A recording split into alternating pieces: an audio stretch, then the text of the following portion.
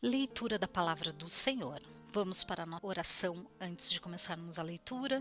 Pai, poderoso Deus e Senhor, eu oro ao Senhor, peço que o Teu Espírito Santo nos revele a Tua boa, perfeita e agradável vontade. Que a Tua palavra, Senhor, que a Sua palavra dê frutos, em nome de Jesus. Sejam muito bem-vindos ao canal Ilustrando a Bíblia. Se ainda não for inscrito, clica no botão de se inscrever, aciona o sininho para ser notificado. Aí não esquece de compartilhar com seus amigos, tá bom? Vamos abençoar? Vamos continuar no Novo Testamento, no livro de Atos e Provérbios do Antigo Testamento. Se você não participou da leitura do mês passado, vai ficar a playlist para você se atualizar. Esse mês nós vamos ler 2 capítulos por dia, um capítulo de Provérbios e um de Atos dos Apóstolos. Dia de hoje, Provérbios capítulo 9 e Atos capítulo 9. Provérbios 9. A sabedoria construiu sua casa, ergueu suas 7 colunas, matou animais para a refeição, preparou seu vinho e arrumou a sua mesa. Enviou as suas servas para fazerem convites desde o ponto mais alto da cidade, clamando: venham todos os inexperientes, aos que não têm bom senso, ela diz. Venham comer a minha comida e beber o vinho que preparei. Deixem a insensatez e vocês terão vida. Andem pelo caminho do entendimento. Quem corrige o zombador traz sobre si o insulto. Quem repreende o ímpio mancha o próprio nome. Não repreenda o zombador, caso contrário, ele o odiará. Repreenda o sábio e ele o amará. Instrua o homem sábio e ele será ainda mais sábio. Ensine o homem justo e ele aumentará o seu saber. O temor do Senhor é o princípio da sabedoria e o conhecimento do santo é entendimento. Pois por meu intermédio seus dias serão multiplicados e o tempo da sua vida se prolongará.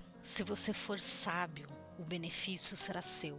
Se for zombador, sofrerá as consequências. A insensatez é pura exibição, sedução e ignorância. Sentada à porta de sua casa, no ponto mais alto da cidade, clama aos que passam por ali e seguindo o seu caminho. Venham todos os inexperientes, aos que não têm bom senso, ela diz. A água roubada é doce, e o pão que se come escondido é saboroso, mas eles nem imaginam que ali estão os espíritos dos mortos, que os seus convidados estão nas profundezas da sepultura. Atos capítulo 9.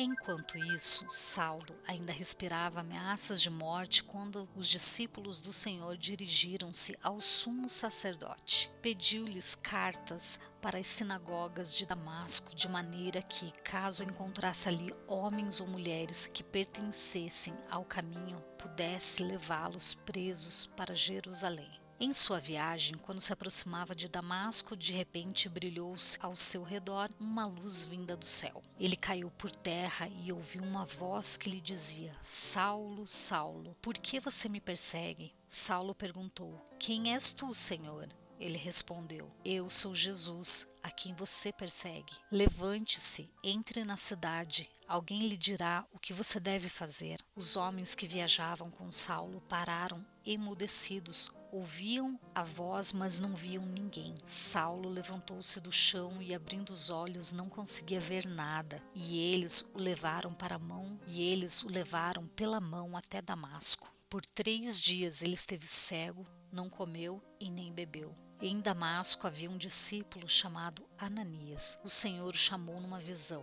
Ananias, eis-me aqui, Senhor, respondeu ele. O Senhor lhe disse: vá à casa de Judas, na rua chamada Direita, e pergunte por um homem de Tarso, chamado Saulo. Ele está orando. Numa visão viu um homem chamado Ananias chegar e impor-lhe as mãos para que voltasse a ver. Respondeu Ananias: Senhor, tenho ouvido muita coisa a respeito desse homem e todo o mal que ele tem feito aos teus santos em Jerusalém. Ele chegou aqui com autorização dos chefes dos sacerdotes para prender todos os que invocavam o teu nome. Mas o Senhor disse a Ananias: vá, esse homem é meu instrumento, escolhido para levar o meu nome perante os gentios e seus reis, e perante o povo de Israel. Mostrarei a ele o quanto deve sofrer pelo meu nome. Então Ananias foi e entrou na casa, impôs as mãos sobre Saulo e disse: Irmão Saulo, o Senhor Jesus, que lhe apareceu no caminho, por onde você vinha, enviou-me para que você volte a ver e seja cheio do Espírito Santo. Imediatamente algo como escamas caiu dos olhos de Saulo e ele passou a ver novamente. Levantando-se, foi batizado. E depois de comer, recuperou as forças. Saulo passou vários dias com os discípulos em Damasco. Logo começou a pregar nas sinagogas que Jesus é o Filho de Deus. Todos os que ouviam ficavam perplexos e perguntavam: não é ele o homem que procurava destruir em Jerusalém aqueles que invocavam esse nome? E não veio para cá justamente para levá-los presos aos chefes dos sacerdotes? Todavia Saulo se fortalecia cada vez mais e confundia os judeus que viviam em Damasco, demonstrando que Jesus é o Cristo. Decorridos muitos dias, os judeus decidiram de comum acordo matá-lo. Mas Saulo ficou sabendo do plano deles. Dia e noite eles vigiavam as portas da cidade a fim de matá-lo. Mas os seus discípulos o levaram de noite e o fizeram descer num cesto, através de uma abertura na muralha. Quando chegou a Jerusalém, tentou reunir-se